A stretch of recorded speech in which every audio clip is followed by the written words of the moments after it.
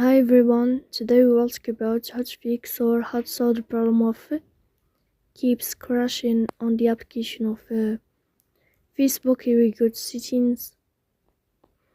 In this page we go to apps, default apps, app settings. In this list